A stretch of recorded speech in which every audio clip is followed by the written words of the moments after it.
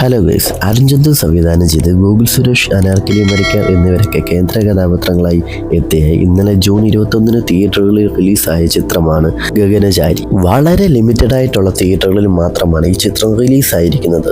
വ്യത്യസ്തമായിട്ടുള്ളൊരു മലയാള cinema അനുഭവം തേടുന്നവർക്കും നല്ല cinema ആസ്വാദകർക്കും ഉറപ്പായും തിയേറ്ററിൽ പോയിരുന്ന് കണ്ട് ആസ്വദിക്കാൻ പറ്റുന്ന ഒരു തരത്തിലുള്ള മുതലാണ് ഈ സിനിമ.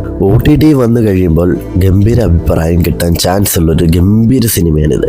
പക്ഷേ ഇതൊരു മസ്റ്റ് തിയേറ്റർ വാച്ച് സിനിമയാണ്. അല്ലാതെ ഒരു OTT കണ്ടിട്ട് FBയിലും ഇൻസ്റ്റയിലും കൊണ്ട് ഈ പോസ്റ്റുകൾ ഇടുന്ന തരത്തിലുള്ള ആ രീതിക്കുള്ളൊരു മൂവി അല്ല ഇത്. ഇതൊരു നോർമൽ മലയാളം മൂവി അല്ല. ഇതിൻ്റെ ക്രിയേറ്റിവിറ്റി, കോമഡി ആയാലും എല്ലാം കൊണ്ടും വ്യത്യസ്ത തരത്തിലുള്ള ഒരു അനുഭവം തരുന്ന ഒരു ഒന്നാന്തര സിനിമയാണിത്.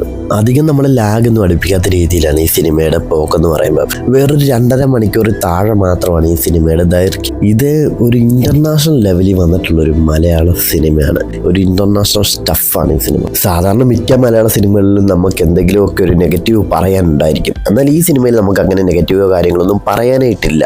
അതാണ് ഈ സിനിമയുടെ ഏറ്റവും വലിയ പോസിറ്റീവ്. അതിഗംഭീരമായിട്ടാണ് ഈ സിനിമ നമുക്ക് മുന്നിലേക്ക് ഒരുക്കി വെച്ചിരിക്കുന്നത്.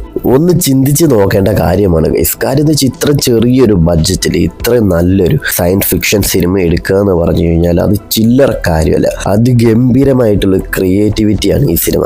അത് ഗംഭീരം തന്നെ എടുത്തു പറയണം. അതുകൊണ്ട് തന്നെ നിങ്ങൾക്ക് ഈ വീഡിയോ ഇഷ്ടപ്പെടുവാണെങ്കിൽ നിങ്ങൾ ലൈക്ക് ചെയ്യാനും കമൻറ്റ് ചെയ്യാനും ഷെയർ ചെയ്യാനും മറക്കരുത്. അതുപോലെ ചാനൽ ഇതിട്ട് സബ്സ്ക്രൈബ് ചെയ്യാതാണെങ്കിൽ സബ്സ്ക്രൈബ് ചെയ്യുക. തൊട്ടടുത്ത് കാണുന്ന ബെല്ലൈക്കൺ തന്നെ എവിടെ നോക്കുക. ഞാൻ ചെയ്യുന്ന ഓരോ വീഡിയോയുടെ നോട്ടിഫിക്കേഷൻ നിങ്ങൾക്ക് ലഭിക്കാനായിട്ട്. അപ്പോൾ അടുത്ത വീഡിയോ കാണുമ്പോഴേക്കും ബൈ.